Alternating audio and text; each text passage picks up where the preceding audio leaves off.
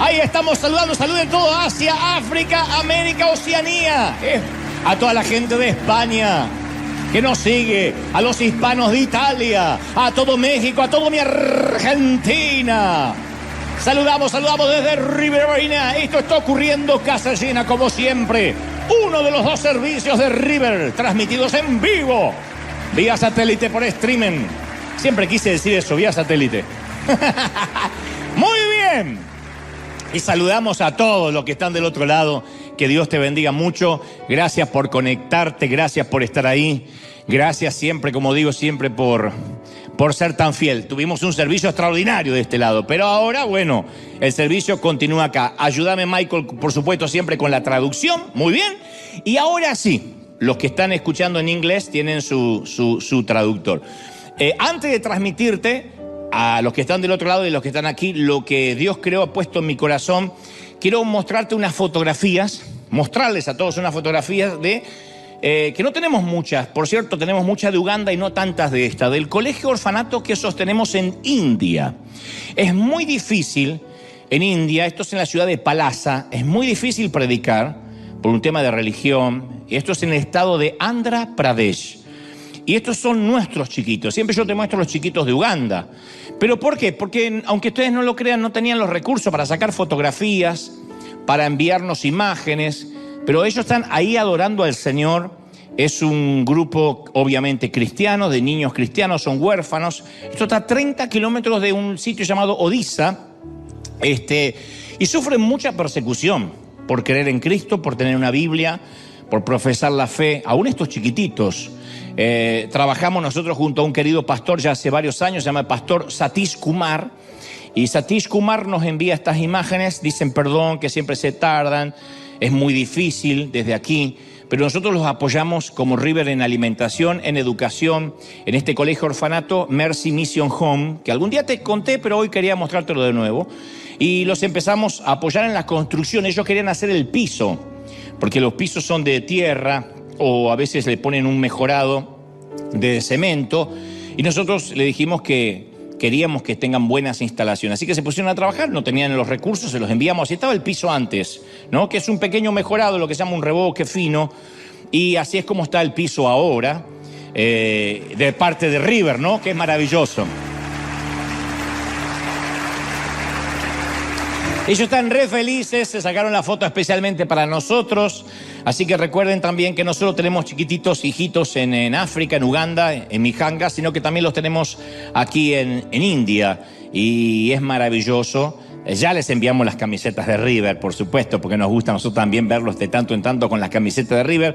Pero nosotros también fuimos parte de estos uniformes, de lo que ellos están haciendo. Todos perdieron a su papi, a su mami, y nosotros somos sus papás, ellos lo saben.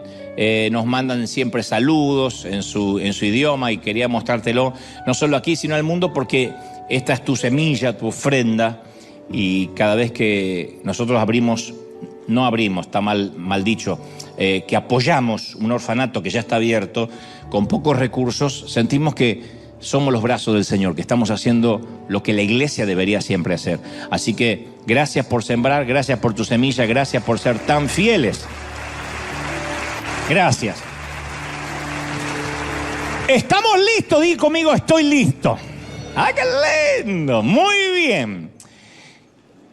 En una madrugada de, si no me equivoco, fue un viernes, 1 de enero de 1982. Viernes 1 de enero de 1982, Kevin Tunnell, de 17 años, cometió el mayor error de su vida. 17 años, estaba conduciendo un automóvil, pero había terminado una fiesta de Año Nuevo, estaba muy ebrio, estaba alcoholizado. Los amigos le dijeron que no maneje, no conduzca así. Y él dijo lo que cualquier muchacho de esa edad suele decir: no me va a pasar nada. Pero salió, perdió el control del volante y se estrelló contra otro automóvil compacto, matando de manera instantánea a Susan Herzog, una muchacha de 18 años que manejaba en el sentido contrario. Entonces la fuerza del impacto le fracturó el cráneo a la muchacha, le rompió el cuello, le rompió ambas piernas y ambos brazos, murió al instante. Después que Kevin Tunnell se declaró culpable de homicidio involuntario. Fue condenado a 3 años en libertad condicional y a 1 año de servicio a la comunidad. Pero los padres de Susan, de la víctima, no sentían que era suficiente castigo y lo demandaron en un tribunal civil por angustia emocional y ganaron la suma de 1.5 millones de dólares, $1,5 millones, que obviamente el muchacho no tenía ni su familia tampoco. Entonces, de manera inesperada, que esto lo pueden googlear, están en internet, han salido documentales, incluso en Netflix, de manera inesperada los padres de Susan decidieron conformarse de, en vez de $1,5 millones, con $936. Dijo, está bien. La negociación fue, en vez de $1,5 millones, $936, con una condición, que Kevin envíe un cheque de $1 cada viernes a nombre de Susan Herzog, la víctima, todos los viernes, insisto, durante los próximos 18 años, uno por cada año que Susan había estado viva. $1 todos los viernes durante 18 años. La restitución semanal continuó hasta el año 2000. Kevin relata que en un momento dejó de enviar los cheques porque el dolor era intenso, el remordimiento no se iba nunca. Él decía, hubiese querido pagar $1,5 millones si lo tuviera de una sola vez y olvidarme, pero tenía que hacerlo cada viernes durante 18 años. Kevin le ofreció en un momento 2 cajas de cheques completamente firmados, pagados hasta el año 2001, o sea, 1 año más de lo exigido. Le dijo, les quiero pagar todo, y ellos se negaron. Dijo, no es el dinero lo que buscamos, sino la penitencia. Y la madre le dijo al juez, queremos recibir un cheque cada viernes, a tiempo, o lo vamos a demandar por incumplimiento. De hecho, si después vemos bien la historia, vamos a ver que terminó él luego 30 días en la cárcel por incumplir ese cheque de los viernes de $1. Y uno dice, ¿y por qué no lo mandaba? Por el remordimiento. Hay un momento que se le hizo cuesta arriba al muchacho porque no se podía olvidar nunca. Y la mamá le dijo al juez, queremos que cada viernes Kevin recuerde lo que hizo, que sienta nuestro mismo dolor como familia cada semana. La muerte de Susan está con nosotros cada momento, no se va a ir nunca. Y cada vez que recibimos un cheque de Kevin, solo una cosa viene a nuestra mente. Él tampoco se tiene que olvidar. Y la prensa tituló este extraño caso como el purgatorio personal de Kevin Tunnell. El castigo fue peor que si hubiese tenido que pagar el $1.5 millones o hubiese tenido que estar en la cárcel. 18 años enviando $1 cada viernes. A ver, nadie cuestiona el dolor de la familia. Pero a mí me preocupa algo. Mi pregunta es, ¿fueron suficientes 936 pagos?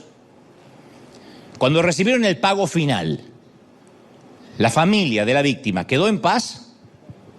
¿Se terminó el dolor en agosto del 2000, cuando recibieron el último cheque? ¿Fueron suficientes 18 años de restitución? ¿Alcanzaron 196 meses de remordimiento? 196 meses de remordimiento para Kevin. ¿Y si fuera nuestra hija? ¿Cuántos pagos exigiríamos? Tal vez como la muchacha de 18 años no hemos sido víctimas fatales de un accidente. Ella murió debido a alguien que bebió demasiado alcohol.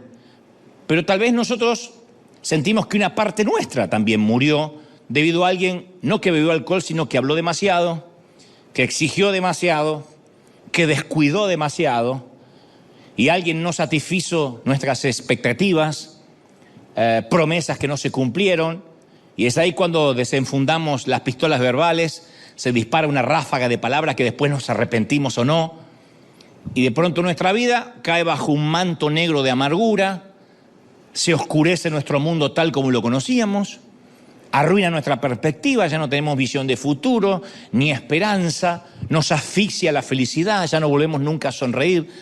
Digo, no solo por un accidente en la ruta, que sería espantoso, sino por un divorcio, por una ruptura, por una decepción, algo que en una sola madrugada, en una sola noche nos puede dejar un hoyo en el alma para siempre.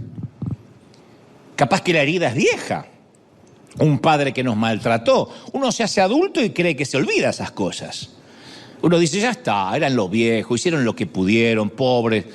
ignorantes académicamente hablando, limitados, como en el caso de mi familia. Pero después de adultos se va dando cuenta de los rezagos que va llevando, el efecto inherente que eso tiene a través de los años. Una maestra que nos menospreció allá por segundo, tercer grado, y que esas palabras, aunque no las recordamos con exactitud, todavía duelen.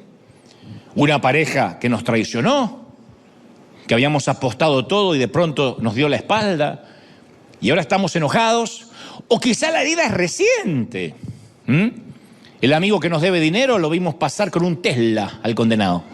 Decimos, puede ser, pagame primero. O nuestros amigos hicieron una fiesta y nos enteramos que abrieron otro grupo de WhatsApp donde nosotros no estábamos para juntarse. Los hijos que criamos parecen haberse olvidado que existimos y no nos llaman ni para preguntarnos cómo estamos. Y una parte de nosotros está quebrantada, la otra está amargada. Una parte nuestra quiere llorar, la otra quiere pelear. Como le pasó a los padres de esta víctima. Una parte está dolida y otra parte está enojada.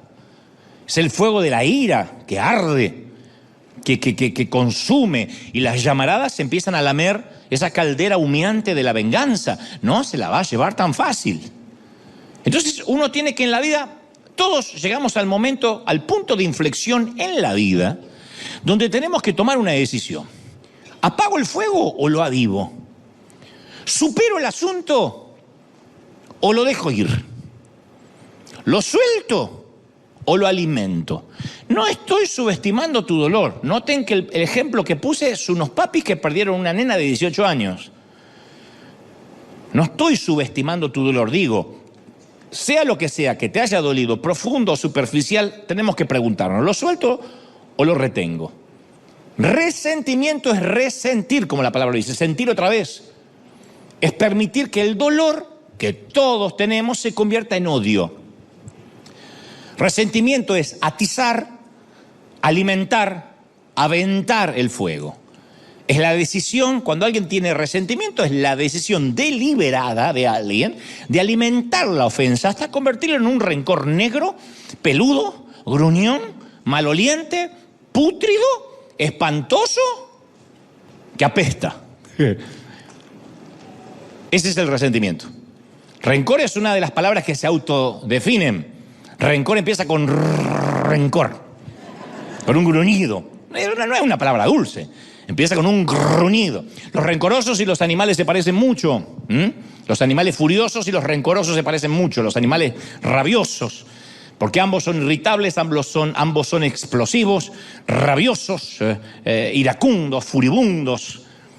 Y estamos como decían nuestras madres, con la sangre en el ojo. Y cuando alguien tiene rencor, no basta con acusar.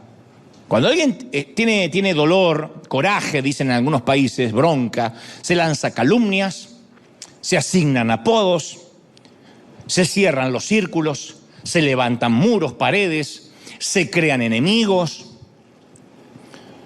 Y hasta algunos con dolor escriben, cambiaste una Ferrari por un Twingo. Cambiaste un Rolex por un Casio. Esto para que te mortifique, mastique y trague y mastique. De dolor, de bronca, ¿no? El resentimiento es la cocaína de las emociones. Pero al igual que la cocaína, el resentimiento, el dolor, exige dosis cada vez más fuertes, más grandes. Yo creo que hay un punto peligroso en el que el enojo deja de ser una emoción y se convierte en una fuerza impulsora. Puede ser una emoción, vamos a hablar de eso en un ratito. Una emoción que nos fue regalada por Dios, el enojo. Pero cuando es la fuerza lo que te hace levantar, nos hace levantar un lunes por la mañana. Lo que nos hace dar o nos da una razón de vida. Eso es lo peligroso, porque una persona que se aboca a la venganza, que se aboca a que el otro pague, se va alejando cada vez más de la posibilidad de perdonar, de condonar, de dar gracia. Eso explica por qué los amargados se viven quejando. Se quejan porque están amargados. Eso ayuda a explicar la existencia de los haters, de los odiadores en las redes. Ustedes dicen, ¿por qué de cada post que se sube siempre hay odiadores? Porque Porque estos grupos de odio se alimentan su enojo mutuamente, lo necesitan. Y es por eso que los resentidos a veces parecen irrazonables, no resisten análisis, son adictos a la amargura. No quieren ceder su enojo, porque si lo hacen sería como ceder su razón para vivir. El amargado dice, si a mí me quitan la amargura, ¿qué hago todo el día? Me aburro. Quítale el fanatismo al racista y al xenófobo. ¿Qué le queda? Nada. Si vive de eso, vive del racismo. Remuévele el resentimiento al legalista, que vive mirando cómo es la vida del otro, controlando si el otro peca, cómo se viste. Muévele el resentimiento y la vida le queda vacía.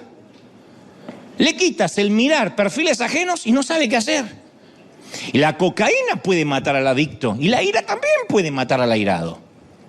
Los científicos han comprobado que existe una relación muy directa entre la ira crónica, el que vive amargado y vive enojado, con el colesterol alto, con las arritmias, con los problemas cardíacos, con la presión alta, con otros males mortales y otros que no son tan mortales como la hemorroides.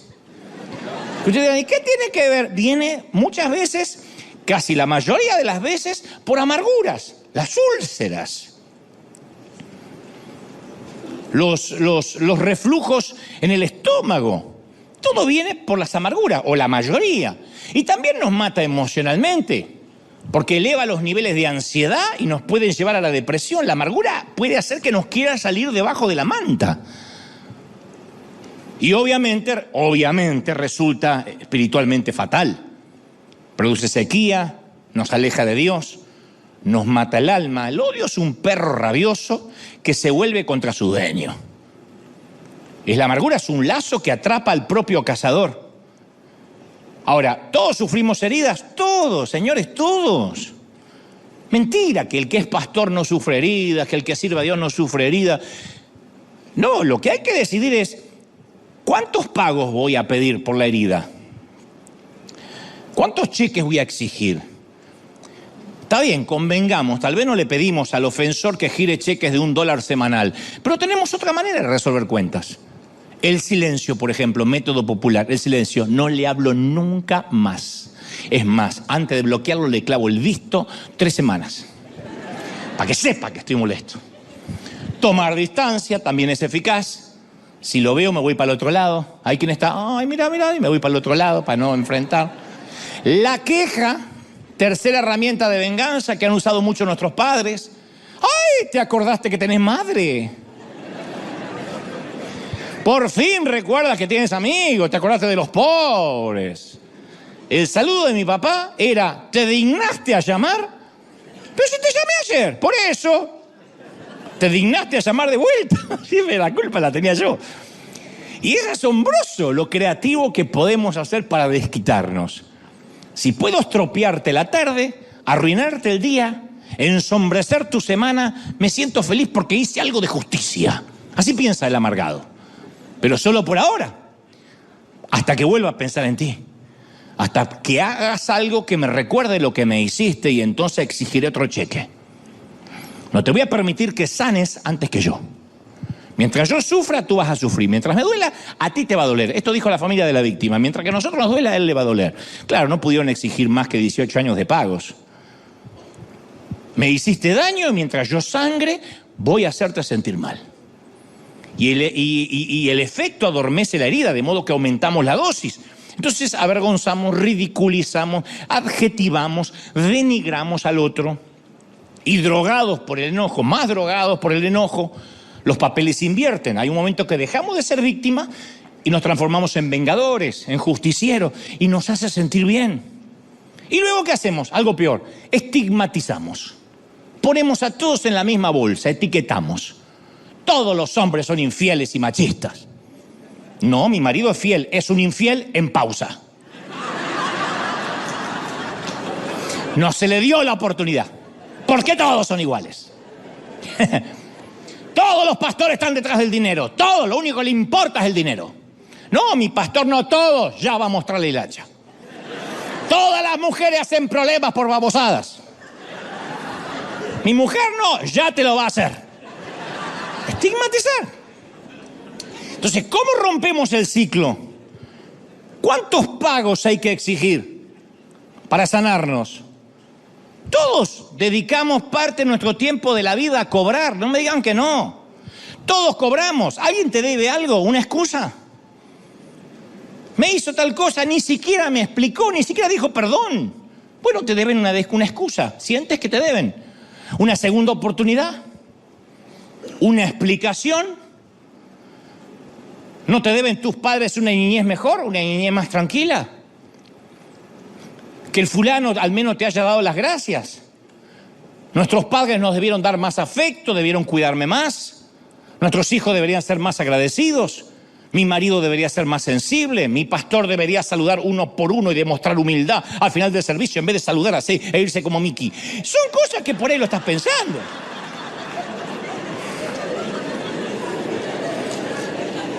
¿Qué vas a hacer con los que te deben?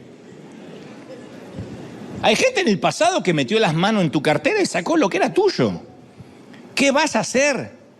Bueno, los oyentes de Jesús también querían la respuesta. Señor, ¿qué vamos a hacer? ¿Cuántos pagos? ¿Qué hacemos con mi padre que me abandonó siendo niño? ¿Qué hago con mi padre? ¿Qué? Voy, lo honro, le hago fiesta como si fuera un gran señor. ¿Qué de mi marido que me abandonó y me cambió por un modelo o una modelo más joven? Toda una vida juntos y un día se mandó a mudar con una mocosa de 20 y pico de años. ¿Qué, le tengo que hacer fiesta? ¿Hablarle bien a mis hijos de su papá? ¿Qué de mi jefe que me despidió sabiendo que tengo un hijo enfermo y que no puedo estar ni un día sin el seguro médico? Y Jesús les responde a todos contándoles una historia en Mateo 18, 27. Que Jesús siempre respondía con una historia de modo que todo el mundo podía comprender. Como decir, te lo voy a contar con manzanitas. Él dijo, bueno, el reino de los cielos es semejante a un rey que quiso hacer cuentas con cada uno de sus empleados, de sus siervos. Comenzó a hacer cuentas, le fue presentado uno que le debía 10.000 talentos, una millonada. A este, como no le podía pagar, ordenó venderlo a él, a sus hijos, todo lo que tenía, a su mujer, para que le paguen la deuda. Vendan como esclavo a toda su familia hasta que me pague. Y aquí aquel siervo postrado, dice la historia, le suplicaba, no me vendan. No me vendan a mi esposa ni a mis hijos, por favor, ten paciencia conmigo. Yo te lo voy a pagar todo. Y el Señor de aquel siervo, dice Jesús, movido a misericordia, a gracia, lo soltó y le perdonó la deuda. Dijo, vamos, está bien, vamos a romper el pagaré, no me debes nada. Este siervo tenía un problema serio en la historia de Jesús. Había acumulado una deuda de millones de dólares. Se podía pagar, no sé, $1.000 al día y le hubiese tardado 30 años. Imposible, porque primero no ganaba $1.000 diarios, no. Segundo, porque no podía esperarlo el jefe o el rey 30 años. Entonces su deuda era demasiado grande para sus posibilidades de pago. Y lo mismo ocurrió con nosotros. Por eso Jesús dice, el reino de los cielos es semejante a esta historia. Porque nuestra deuda de pecado fue más grande que nuestra capacidad para poder pagarla. No hay caminatas a la Virgen, no hay rezos, rosarios, pastores que te oren, rabinos, curas, que puedan hacer que paguemos el pecado. Entonces, cuando nos encontramos con Jesús, no necesitamos un salario ni un aumento, necesitamos una herencia. No necesitamos aprender a nadar, necesitamos un salvavidas. Y nuestro maestro llega y nos perdona una deuda incalculable. Según la historia, el tipo de la historia, según Jesús, rogó y dijo, Señor, ten paciencia conmigo, yo te lo voy a pagar todo. O sea que el rey le perdone la deuda, ni se le cruzó por la mente. ¿Cómo un rey le va a perdonar semejante deuda? Lo único que le dijo, dame tiempo, dame tiempo. Pero aun cuando ni siquiera suplicó gracia, la recibió.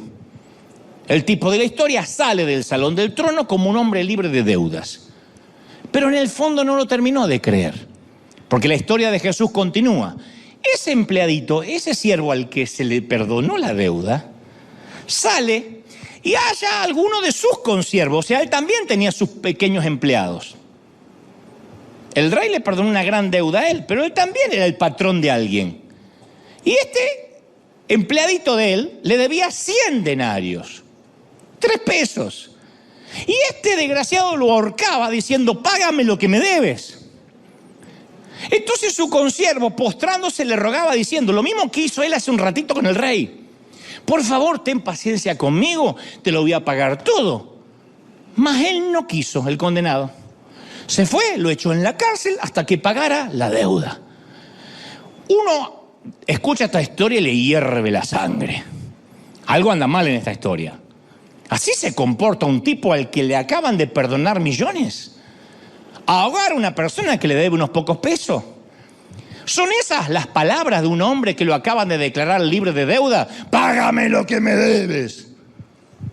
Exige que pongan a su deudor en la cárcel hasta que le pague lo que le debe. ¡Qué bandido! ¡Qué tipo canalla! ¡Qué rastrero! Este sí merece que la profeta Paquita la empoderadora, rata de dos patas, te estoy hablando a ti, aunque un bicho rastrero, aun siendo el más maldito, comparado contigo, se queda muy chiquito. Eso para cantarle en el medio del corito de la historia, ¿o no? Porque no solo es mal agradecido, es irracional.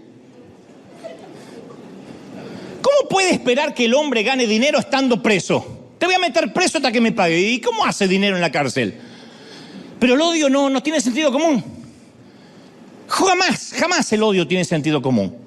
Lo que sucedía es que este que lo ahorcaba al otro, en realidad todavía no se sentía perdonado del todo. De algún modo sentía el peso de la deuda, aunque el rey ya lo había perdonado. Odia a este hombre porque le recuerda su propia deuda. Eso se llama proyección, en términos más freudianos. Se llama proyectar en otro lo que todavía no resolví en mi interior. Por eso digo siempre, lo que más nos molesta de la otra persona es lo que más nos refleja a nosotros. Ese es el sentimiento que mueve al legalista y al fariseo, que no se sienten ellos perdonados. Entonces no pueden perdonar. En realidad el rey le perdonó su deuda, pero él nunca la aceptó de verdad. Nunca entendió la gracia del rey, si no sale y ahorca a otro. Sale agradecido de la vida diciendo, sí, ¿cómo no te voy a perdonar si me acaban de perdonar millones a mí? Ahora comprendo por qué el escritor a los hebreos dice, mirad, no sea que alguno deje de alcanzar la gracia de Dios, que brotando alguna raíz de amargura les estorbe y por ella sean contaminados. En Hebreos 12:15. Cuidado que la amargura no te robe la gracia. Por eso Pablo lo insta a Timoteo, a su hijo espiritual, y le dice, por la gracia que es en Cristo Jesús, esfuérzate en esa gracia.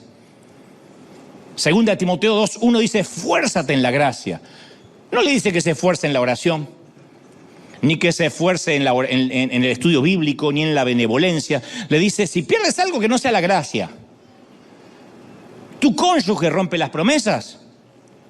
Antes de responder, pregúntate, ¿cómo reacciona Dios cuando tú rompes las promesas que le haces a Dios cada bendito año? Te mintieron, y claro, el engaño duele. Pero antes de que contraiga los puños, ¿cómo respondió Dios cuando le mentiste tantas veces? Te olvidaron. Te dejaron atrás. El rechazo duele más incluso que la mentira. Pero antes de desquitarte, sé franco contigo mismo. ¿Alguna vez te olvidaste de Dios? ¿Cómo reacciona cuando lo descuidas? Cuando haces promesa del modo, Señor, voy a leer la Biblia todos los días, este año voy a orar todas las semanas, y después de 3-4 días estás haciendo maratones de Netflix y te porta un cuerno en la promesa que le hiciste a Dios. ¿Cómo reacciona Dios? Entonces la clave para perdonar a otros es dejar a priori de mirar lo que nos hicieron para mirar lo que Dios hizo por nosotros. Esa es la clave. Además, ¿qué otra alternativa tenemos? Odio. Pedir un cheque semanal.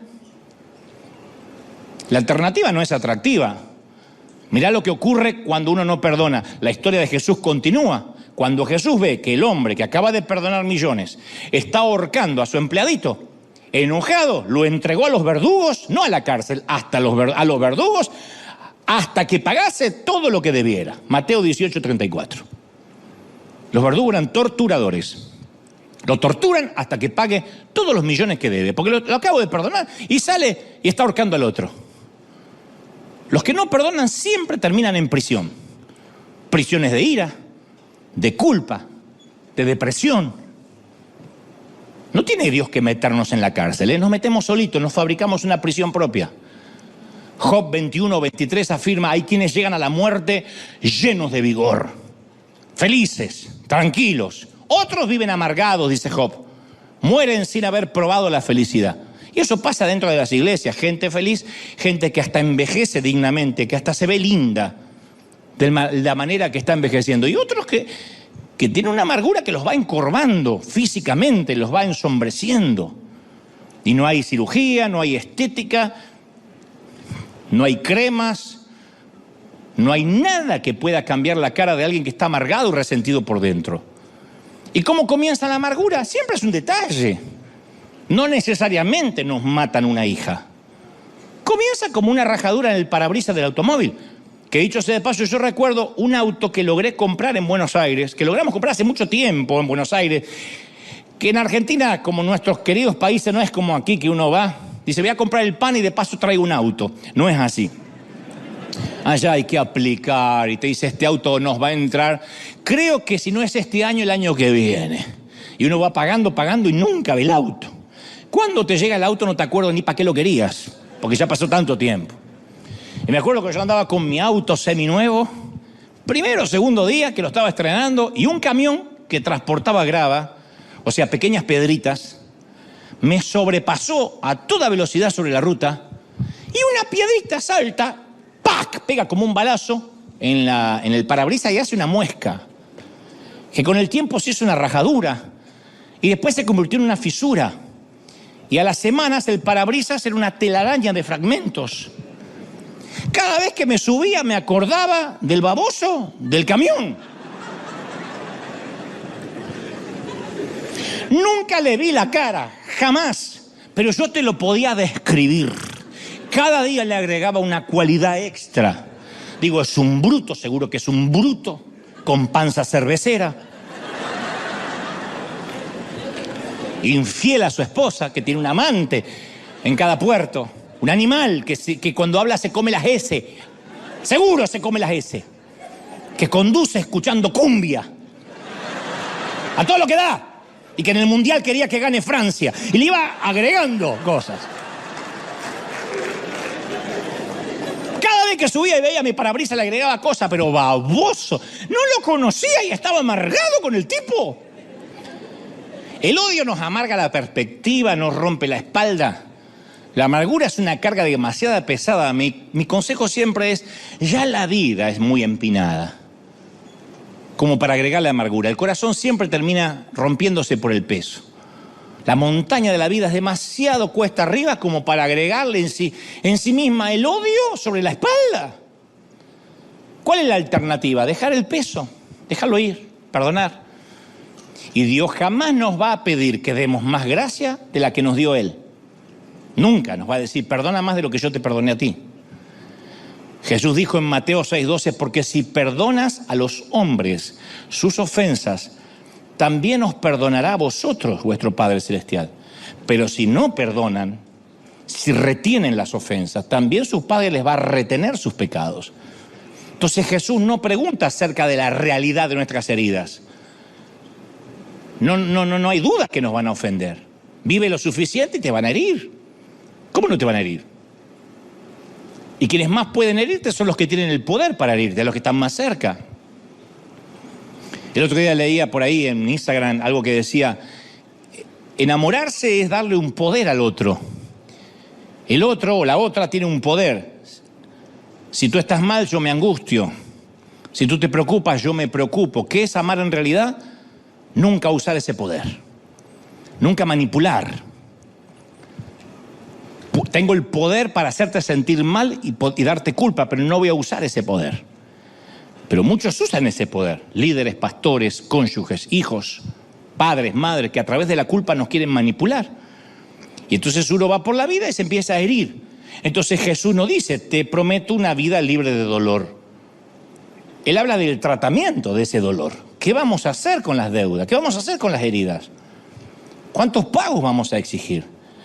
No sé si te diste cuenta que en las películas los sicarios, que son los que matan a otro por encargo, viajan solos. Nunca un sicario anda con la familia. Chicos, Joel, Jonathan, Nabucodonosor, vengan, vamos a matar a alguien y venimos. Compran unos dulces, yo mato a alguien y vuelvo. No, siempre andan solos. ¿Por qué? Porque ¿quién quiere andar por ahí con un tipo que se gana la vida liquidando gente por encargo? ¿Quién quiere arriesgarse poniéndose a su lado? Yo he conocido a creyentes sicarios, llenos de resentimiento, llenos de rencor, que yo a veces digo, ay, espero nunca estar en su lista, espero que nunca esté en su... Y mejor dejarlo solo, reúnete con el sicario y podrías recibir una bala perdida. El ajuste de cuentas siempre es una ocupación que te deja solo. Y se paga un alto precio físico, ¿eh? La Biblia lo expresa mejor en Job 5:2, dice, al necio lo mata la ira. Al necio lo termina matando el enojo. Yo leía una historia de una mujer que llevaba colgado en su cuello una botellita y le pregunta a una amiga, ¿y eso qué es? Nitroglicerina. La próxima vez que mi suegra se me acerque e intente abrazarme, la nitroglicerina le va a explotar en la jeta. Había olvidado que a ella también le iba a explotar en el cuello. Entonces, cuando ajustamos cuenta, nosotros también salimos heridos. ¿Notaste que cuando describimos la persona que nos molestan decimos, ay, esta persona es un dolor de cabeza? ¡Y esta mujer es un dolor de cabeza! ¿De qué cabeza estamos hablando? ¿De la de él? ¿De la de ella? No. Porque el que anda por la vida lastimando a veces ni se da cuenta. Nosotros somos los que tenemos dolor de cabeza. Entonces, si somos sicarios, nunca vamos a descansar. Porque pensamos, ¿cuánta justicia es suficiente? Imagina por un momento a quien más te lastimó, a tu enemigo, tu ex, tu jefe, tu pastor. No, el otro, el que tenías antes. Míralo atado al poste para ser azotado. Y el verdugo, armado con un látigo, se vuelve hacia ti y pregunta, ¿cuántos latigazos? Y tú le dices la cantidad. El azote resuena, brota la sangre, salpica, el castigo se infligió. Y tu enemigo cae en tierra y te alejas. ¿Ahora estás feliz? ¿Te sientes mejor? ¿Estás en paz? Capaz que por un momento.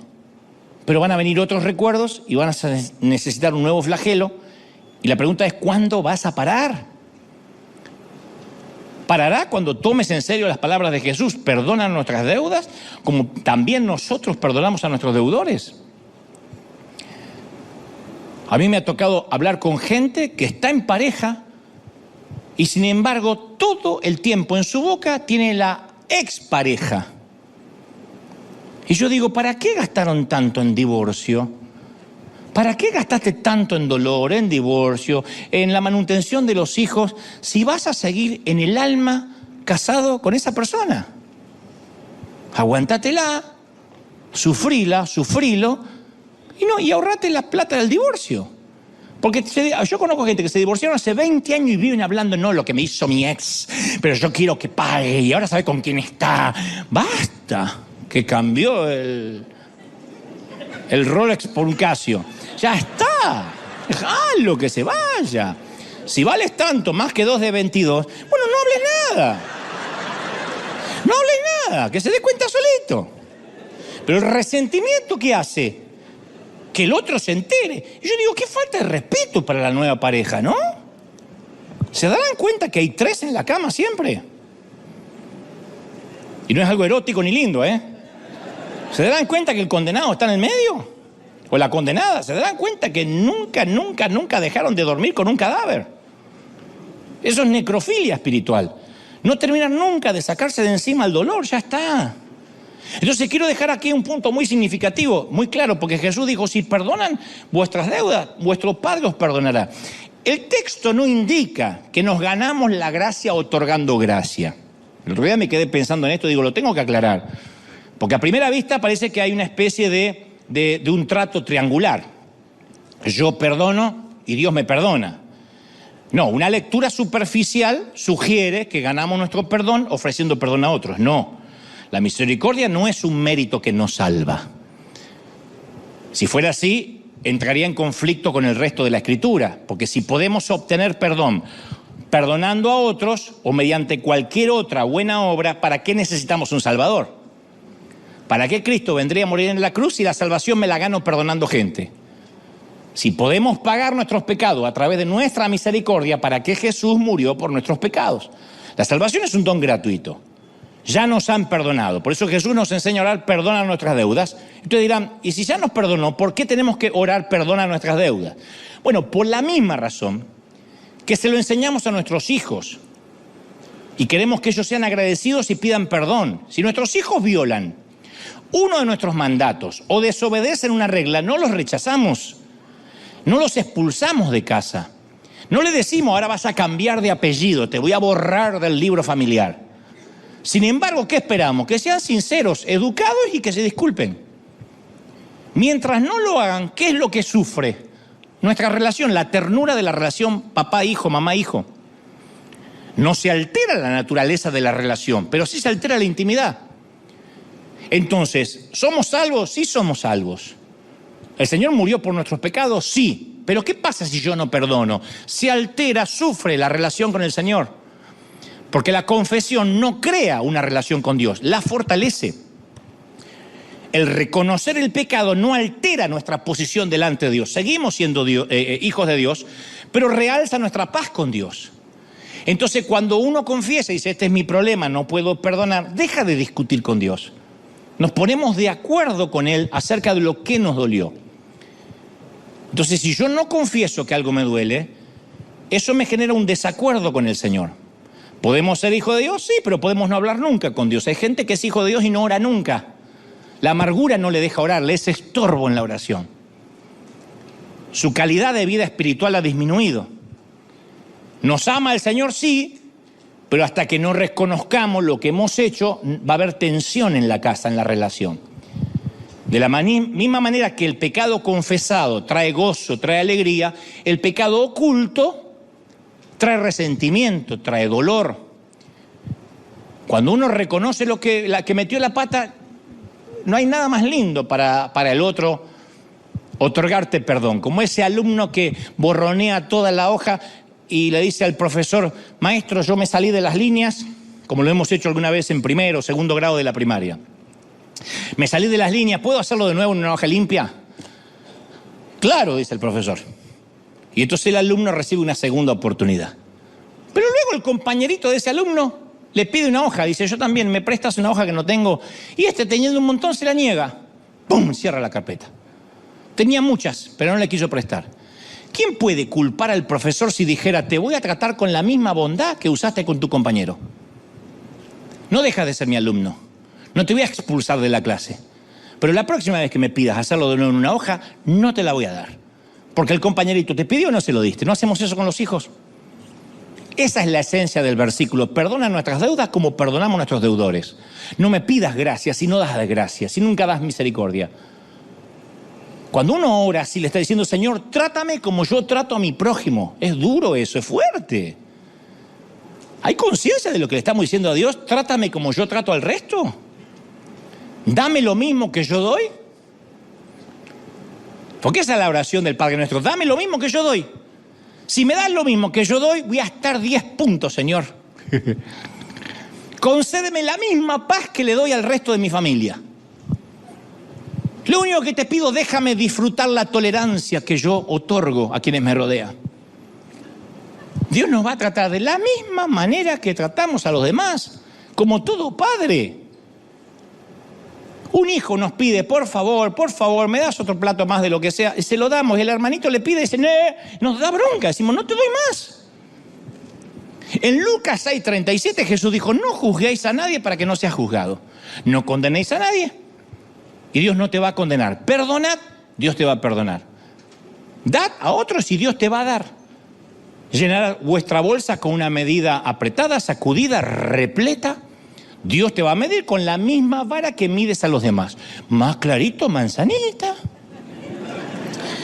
Es como que Dios me manda al supermercado a comprarle mercaderías para mi vecino. Y me dice, Dante, todo lo que tomes para tu vecino va a quedar para ti también. Porque todo lo que vas a dar vas a recibir. Lo que le vayas a comprar en el mercado a tu vecino, otra porción va a ir para ti, gratis. Entonces el sistema es simple. Como a mí me gusta el asado argentino, Le compro una tira de buen asado argentino de costilla más un vacío, que es otro corte, al vecino de al lado, que es un indio buena onda. No es un hindú, hindú es una religión, si nació en India es indio. Entonces es un indio buena onda, este siempre me saluda y nos saludamos, así que le compro un buen asado. Y le digo que lo riegue bien el asado, porque el asado seco cae mal. Tiene que ser un vino Malbec argentino, así que busco un vino Malbec argentino. Pero supongamos que le tengo bronca al chinito de enfrente, porque nunca me saluda. Así que ahora me toca comprarle para el chinito. Y loco, le compro un asado. Paso de largo por el asado, paso de largo por el Malbec, le compro un paquete de arroz barato y sardina. Voy a la sección de la panadería, le compro una barra de pan viejo, duro, que tiene algunos puntos verdes en la orilla. Que el chino agradezca que al menos le compro algo. Le dejo la bolsa enfrente de la puerta al chino, me voy a casa a comer algo, abro mi despensa y adivina qué encuentro. Mi despensa está llena de lo que le di al chino. Hay arroz barato, hay sardina, pan con puntos verdes. Recibimos lo que damos. ¿Y algunos han estado comiendo arroz barato? La dieta no va a cambiar hasta que cambies. Y tú ves a otros cristianos disfrutar la vida y son felices. Y tú estás atascado en el arroz barato, la sardina y el pan mozo. Y dices, ¿por qué a mí Dios no me bendice? Porque es lo que compras para el otro. Cambia la compra y vas a cambiar la dieta. Por eso uno se dice, ¿pero por qué vivo amargado? Bueno, capaz que ahora lo sepa. ¿No será que Dios te está dando exactamente lo que le estás dando a alguien? ¿No te gustaría cambiar el menú de la vida? ¿No te gustaría tener paz? ¿Cuánta gente dice, lo único que quiero es paz? Entonces, genera paz al resto de la familia. Regálale paz. ¿Por qué haces la guerra y proclamas paz? Otros dicen, yo quiero disfrutar la generosidad de Dios. Estoy harto de pagar siempre el mínimo de las tarjetas y estar endeudado hasta acá. Bueno, ¿por qué no dejas que los demás gocen de tu generosidad? Y no me digas no tengo para dar, porque es al revés. No tienes porque no das. No es que no das porque no tienes.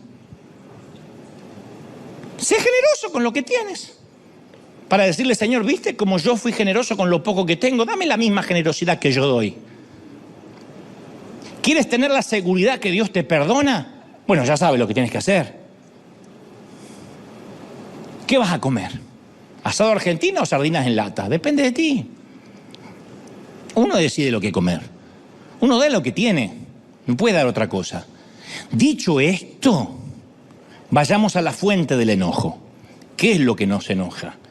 Porque el enojo en sí no es pecado, te lo adelanté hace unos momentos. Es una emoción que fue ideada por Dios, no la regaló Satanás. Por eso la Biblia dice, airaos, pero no pequéis. Efesios 4:26. Vamos a ver mucho a Jesús enojado en su ministerio en la tierra. En un momento entró como una tromba al templo y dio vuelta a las mesas de los cambistas y los usureros. Estaba muy enojado. Y cuando le hablaba a los fariseos, hablaba muy enojado. O sea, el enojo no es un pecado, pero nos puede llevar a pecar. Puede que el enojo nunca nos lleve a derramar sangre, pero nos hace susceptibles, irritables, iracundos, nos pone a la defensiva. A mí me viene a la mente la primera vez que la palabra enojo aparece en la Biblia. Después va a aparecer de esta vez 400 veces más hasta el Apocalipsis. Pero esta es la primera vez que aparece, cuando están los dos hermanos, hijos de Adán y Eva, Caín y Abel. Como cualquier pareja de hermanos, tienen sus diferencias. Uno se parece a la vieja, otro se parece al viejo. A uno le interesa la agricultura, a otro la ganadería. Educados en la misma cultura, jugaron en las mismas colinas, jugaron con los mismos animales, adoraban al mismo Dios. Entonces, ¿por qué uno mató al otro? ¿Por qué Caín mató a Abel? ¿Por qué un asalto tan violento, tan hostil, tan iracundo? ¿Por qué Caín mató a Abel? Siempre me lo he preguntado. Génesis 4:5 dice, y Caín se enfureció, tan enojado que fue capaz de matar. Ustedes dirán, ¿quién puede enojarse y es capaz de matar? Visiten las cárceles y van a ver la cantidad de gente que tiene perpetua por 30 segundos de enojo. ¿Saben lo que es el enojo ciego? Eso. Yo a este lo ahorco, yo a esta la cogoto, yo le saco el oxígeno. Es un segundo donde no piensas nada y como se ve en las películas, después quedan transpirando al lado y no saben qué hicieron. ¿Qué lo enojó tanto a Caín? ¿Por qué se le fundió un fusible? Y el texto nos da la respuesta. Dice que miró Jehová a Abel y su ofrenda y le agradó, pero no miró con agrado a Caín y la ofrenda suya. Eso fue todo.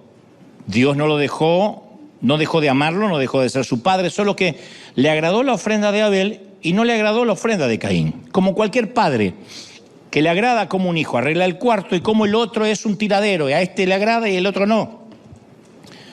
Pero Caín se ensañó en gran manera y decayó su semblante. Génesis 4:4, se le cayó el semblante. Cuando uno se enoja, es como el dolor de pie. Te aprieta el zapato y es el único dolor, aparte de la amargura, que se refleja en la jeta. Siempre. Cuando ves a una mujer que está, o es estreñimiento de vientre, aguanta gases, o son los zapatos. Y si no hay ninguna de las tres cosas, es amargura. Entonces se le cae el semblante. El enojo provino del rechazo, de lo que él pensó que era el rechazo de Dios. El enojo y el rechazo están en la misma oración. Dios le dice en su momento a Miriam, la hermana de Moisés, y a Aarón: yo tengo un trato especial con Moisés, ¿y a ustedes qué? Y a veces creemos, Dios nos tiene que tratar a todos iguales. No, yo soy Dios, y hay gente con la que Dios tiene un trato y un favor especial. ¿Y qué? Dios le paga al de la 1/10 hora lo mismo que el de la primera. ¿Quiénes somos nosotros para decir, pero por qué él? ¿Por qué José tiene una túnica de colores? Esta es otra de las historias que aparecen en la Biblia. Los hijos de Jacob fueron rechazados por su padre.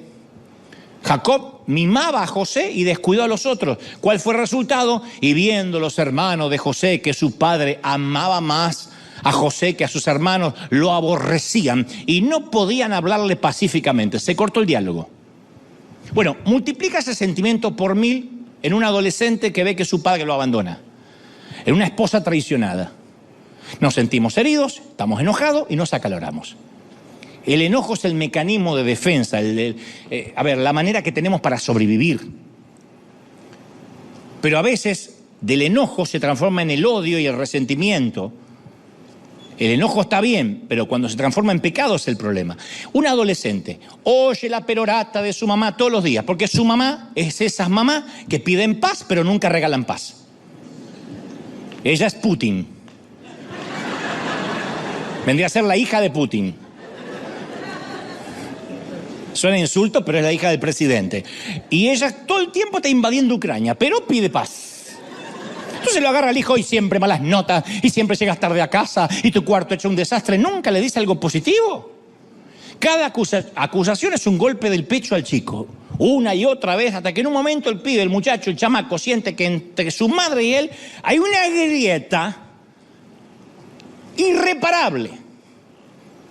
Su primera reacción va a ser el silencio, acompañado de vergüenza. En algún momento él va a cruzar una línea. Es una técnica de supervivencia. El chico va a devolver los golpes y va a decir, te odio, odio vivir acá. Y entra en una rebeldía peor, no va a mejorar atacándolo. ¿Qué pasa con el inmigrante que casi no habla inglés, no tiene documento y tiene que salir a ganarse el pan todos los días para sostener su familia? ¿Cuántas veces se lo puede poner a prueba al tipo a causa de su acento, ignorándolo por su color de piel, antes de que intente golpear a alguien? El rechazo es inherente al enojo. Y si el rechazo de la gente nos hace sentir enojados, ¿cómo se sentirá sentirse o creerse que Dios nos rechazó? Eso pensó Caín, Dios me rechazó. No, lo que no le agradó es su ofrenda. Como hay un montón de cosas que no le agradan a Dios de nosotros, pero no lo rechazó a él. Entonces yo trato de recrear la escena del crimen. Caín y Abel fueron a adorar a Dios posiblemente juntos. Cada uno llevó su ofrenda. Caín y Abel habían tenido las instrucciones de lo que Dios quería para la ofrenda. Abel presentó las mejores partes de los primogénitos de su rebaño, hizo en obediencia según lo que había escuchado. Caín presentó una ofrenda de la tierra, llevó legumbres, zanahoria, cebolla. Él había oído la misma instrucción que Abel, si no Dios no le hubiese pedido cuentas. Tenía las mismas instrucciones. Él sabía que el perdón de los pecados se obtenía a través del derramamiento de sangre. Pero de todas formas, él se enojó de que Dios le devolvió su regalo sin desenvolver. Que Dios devolvió su sacrificio sin abrir. Y le pregunta a Dios, ¿por qué estás enojado, cabezón? ¿Por qué estás triste? Y en este punto de la historia, Caín no había pecado. Estar enojado no está mal. Pero sucedió que estando juntos en el campo, Caín y Abel, Caín se levantó contra el hermano y lo mató. Lo liquidó de un golpe. Pienso que una piedra le partió el cráneo. Caín pensó, yo no me siento amado por Dios, me siento rechazado, voy a matar a mi hermano. Los rechazos vienen también en el paquete del viaje de la vida. El mundo está lleno de ceños fruncidos. Nos van a echar a un lado, nos van a dejar caer, nos van a herir, nos van a pegar patadas. Yo pensé que como yo era un predicador, un muchachito de 19 años, la iglesia entera, los ministros se iban a alegrar de que Dios empezara a usar a la juventud. Me rechazaron gran parte de la vida. No sabés lo que tuve que luchar para no ser un amargado hoy. Pues yo tenía todo el derecho a ser un amargado. Y hoy están mirando la cámara y la gente diciendo, ustedes que están en pecado, van al infierno y van a... y el Señor le va a meter un tridente en la panza. Yo tendría que estar así. Como esa cantidad de amargados que le encanta condenar unos cuantos cada domingo. Pero yo luchaba para que mi corazón no se contaminara. Pero no podía evitar que me rechacen. Pero podía evitar que los rechazos me convirtieran en asesino, en sicario. Yo no quería ser un sicario. No quería andar por la vida matando gente porque a mí me habían matado. Yo escuchaba a un predicador que contaba que su ministerio le traía tanta tensión en la vida que lo hacía explotar de enojo a diario. Y un día contaba, en un grupo de pastores, decía, era tanta la presión que yo vivía enojado y llegaba a casa que explotaba. Y su hija, que escuchaba la conferencia ya adulta, le dice, papá, yo no recuerdo haberte visto enojado nunca en ese tiempo, yo era una niña. Y el papá le dice, no sé si te acordás, hija, del árbol que estaba en el camino de la entrada entre la puerta y la casa. ¿Recordás que era muy alto? Y que después iba perdiendo varias ramas y al final quedaba un muñón. Fui yo le pegaba en mis arranques de ira antes de entrar. Le pegué con un hacha, lo agarré a patadas. Nunca quería entrar a la casa lleno de rabia, así que siempre primero dejaba mi enojo y mi ira en el árbol. Cuando escuché la historia digo, eso es lo que deberíamos hacer. Pero en vez de castigar un árbol en el patio con nuestro enojo, deberíamos hacerlo en el árbol que está en la colina, dejar nuestro enojo en el árbol del Calvario. Y si otros nos rechazan, irnos a sacar el enojo ahí, arrodillarnos y decir, Señor, tú sí me aceptas, tú sí me amas, ¿no? Quitarnos todo el dolor. Te voy a regalar 2 historias maravillosas antes de irnos. Son 2 de mis historias favoritas. Y son 2 buenas historias para terminar. Las primeras veces, hace muchos años, cuando yo hablaba del perdón, en un viejo mensaje que tenía que se llamaba Cristianos de Burbuja, que era a propósito de un niño que vivía dentro de una membrana plástica, de una burbuja de oxígeno, porque tenía enfermedades autoinmunes y no podía contaminarse con el oxígeno que todos respiramos, de manera que tenían que drenar para él, especialmente su microclima. Y él era el niño de la burbuja. Cuando yo era chico era muy conocido en la prensa. Finalmente luego falleció. Y yo tenía un mensaje que hablaba de estar dentro de una membrana plástica, tan cerca del Padre y tan lejos a la vez. Tan cerca de la bendición y a la vez tan distante. Una membrana a veces nos separa de las bendiciones de Dios. Y es el rencor. Entonces estas historias vienen bien para cerrar el mensaje de lo que creo Dios puso en mi corazón para hoy. Durante la Segunda Guerra Mundial, un soldado alemán se lanzó a un cráter de mortero fuera del camino y encontró a un enemigo herido. Estaba empapado en sangre y a minutos de la muerte. Y entonces, conmovido por la suerte del hombre, el alemán le ofreció agua. Y mediante esta pequeña bondad se formó un vínculo. Y el moribundo señaló el bolsillo de su camisa y el alemán sacó de ahí una billetera y ahí había unos retratos de familia. Y se los sostuvo así el alemán al herido para que este pudiera contemplar sus seres queridos por última vez. Y con las balas que pasaban silbando y los morteros y las bombas por sobre las cabezas, con toda la guerra rugiendo alrededor, estos 2 enemigos fueron por unos momentos camaradas. Pocos segundos, pero camaradas. ¿Qué ocurrió en ese cráter de mortero?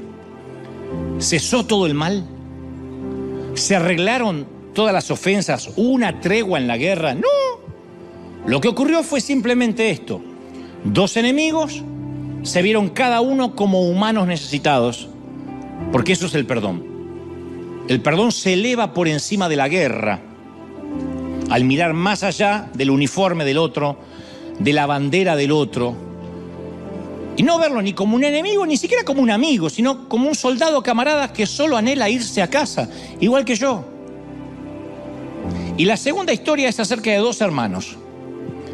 Se llamaba Daniel y soñaba con tener su gimnasio propio. Trabajaba en uno, pero quería tener su propio gimnasio. Entonces el banco aceptó financiar la compra si podía encontrar a alguien que le saliera de garante. Y su hermano, el hermano de Daniel, aceptó. Llenaron las solicitudes, enviaron la aplicación y al poco tiempo Daniel recibe una llamada del banco diciéndole que podía pasar a retirar el cheque. Cuando Daniel sale del trabajo va al banco. Cuando el agente de crédito lo ve a Daniel, se sorprende y le pregunta ¿por qué vino? Le dice, vengo a buscar el cheque, recibí un llamado de aquí. Dice, no, qué extraño, respondió el banquero. Su hermano pasó más temprano. Retiró el dinero y lo usó para cancelar la hipoteca de su casa. Y Daniel estaba furioso, porque nunca se imaginó que su propio hermano lo iba a engañar de esa manera. Así que salió como una tromba hasta la casa de su hermano, golpeó la puerta y el hermano abrió la puerta con su hija en brazos, o sea, la sobrina de Daniel. Sabía que Daniel no le iba a golpear si tenía en brazos a la niña. Y Daniel no lo golpeó, efectivamente, pero prometió a su hermano que si lo volvía a encontrar a solas, le iba a quebrar el cuello. Daniel se fue a la casa con un corazón herido, devastado, con una pequeña llamarada o llamita de odio. Unos meses más tarde, Daniel conoció un misionero americano, anglosajón, que le predica de Cristo. Recibe Daniel a Jesucristo como su Salvador. Siente que Jesús le perdona todos sus pecados. Pero a pesar de que Dios le había perdonado a tanto a él le resultaba muy difícil perdonar a su hermano, porque la herida era muy profunda. Y a medida que uno la repasa, es como que se va haciendo una línea sobre el papel. Se llama un engrama cerebral. Y la caldera de la venganza seguía hirviendo a fuego lento. No vio a su hermano durante varios años.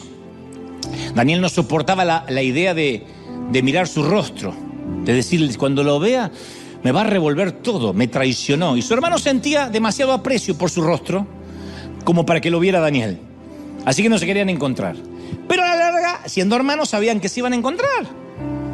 Pero ninguno de los dos sabía cuándo iba a ocurrir ese momento.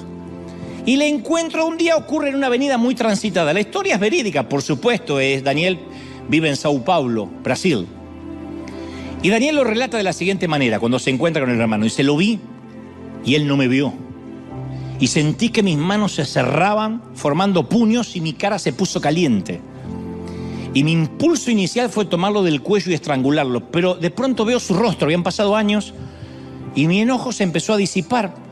Porque al verlo, vi la imagen de mi padre. Era impresionante cómo se empezaba a parecer a mi padre. Vi en él los ojos de mi padre, la mirada de mi padre, la expresión de mi padre. Y al ver a mi padre en su rostro, mi enemigo volvió a ser mi hermano. Y Daniel se dirigió hacia él, el hermano se detuvo, trató de correr, pero era muy lento. Daniel lo tomó, el hermano retrocedió esperando lo peor, pero en lugar de eso, en lugar de un cuello retorcido, se encontró envuelto en los grandes brazos de Daniel. Y los dos hermanos quedaron ahí parados en medio del río de gente llorando. Y a mí me gustaron mucho las palabras de Daniel. Cuando vi en su rostro la imagen de mi padre, mi enemigo se convirtió en mi hermano. Entonces, ver la imagen del padre en el rostro del enemigo es algo maravilloso, porque la próxima vez que veas a alguien que te rompió el corazón, mira dos veces. Y al mirar su rostro, busca también en el rostro de ese que te dolió la mirada de aquel que te perdonó. Trata de buscar los ojos del rey aquella vez que tú eras el que suplicabas perdón. Contempla el rostro del Padre que te concedió gracia cuando nadie te daba ninguna oportunidad. Trata de encontrar el rostro del Dios que perdona en el rostro de tu enemigo. Y después, ya sabiendo que Dios te ha perdonado más de lo que alguna vez debas perdonar a alguien más, dale a tu enemigo el mejor regalo, dale la libertad. Y de esa manera también te estarás regalando a ti mismo la libertad. Porque al fin y al cabo, ninguno de nosotros somos sicarios, pero sí somos soldados. Y estamos enlistados en una guerra llamada vida que nunca declaramos y que ninguno hubiese querido pelear. Pero aquí estamos. Y cuando esta guerra ridícula finalmente termine, y cuando aparentemente, aunque aparentemente muchos estamos bajo banderas diferentes, con diferentes uniformes, camarada, al fin y al cabo todos queremos lo mismo: vivir en paz e irnos a casa.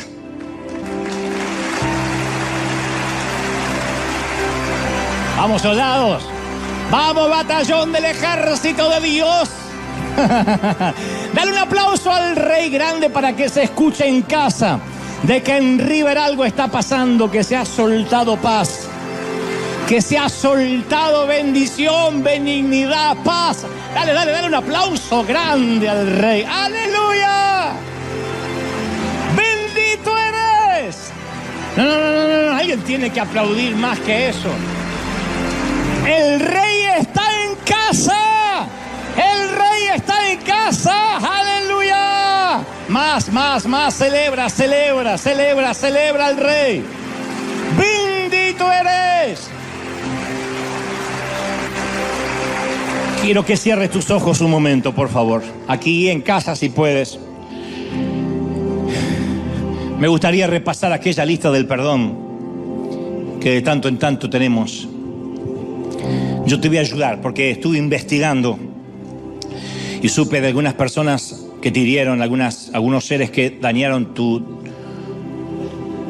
sensibilidad y no puedes perdonar. Entonces yo te voy a hacer una pequeña lista del perdón para ayudarte y para que juntos hoy otorguemos la libertad a alguien. Abramos las puertas de las prisiones, pero no lo hacemos por ellos solamente, sino por nosotros. Son camaradas. Quiero que te metas en el mortero, en el cráter, de un mortero. Veas a tu enemigo, tiene otro uniforme, pelea bajo otra bandera, pero es un ser humano que se está yendo y quiere irse a casa con lo suyo, tiene hijos, tiene familia. Tienes que liberarlo hoy. Así que en primer lugar quiero que perdones a Dios el Padre.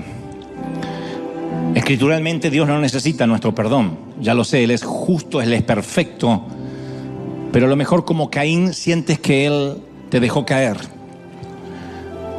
Eso es porque de este lado del sol no podemos entender por qué Dios lo permitió. No obstante, nos llenamos de amargura. Al no entender nos llena de amargura, perdemos el control. Y quiero que perdones a Dios por aquella vez que tú pediste oración para que Dios sanara a un ser querido y parece que Dios no intervino.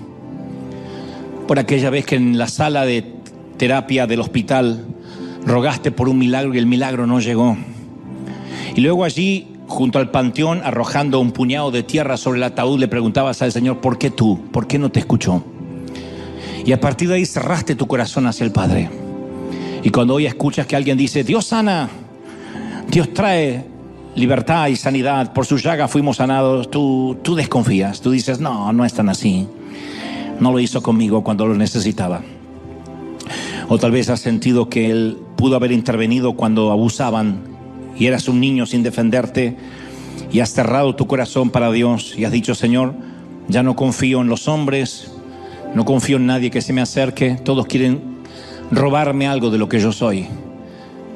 Pero todo eso nace con el haberse sentido que Dios te dejó caer y ese crack en los huesos y en el alma te fracturó hasta la fecha. Y vas por la vida con el espíritu amputado. Y como dijo alguien, no hay prótesis para eso. Tienes que dejarlo. Dile: Señor, aunque no entienda, aunque hay cosas que voy a entender allá en la eternidad, yo hoy quiero arreglar mi relación contigo. Se ha dañado nuestra intimidad. La ternura de nuestra relación se ha disipado.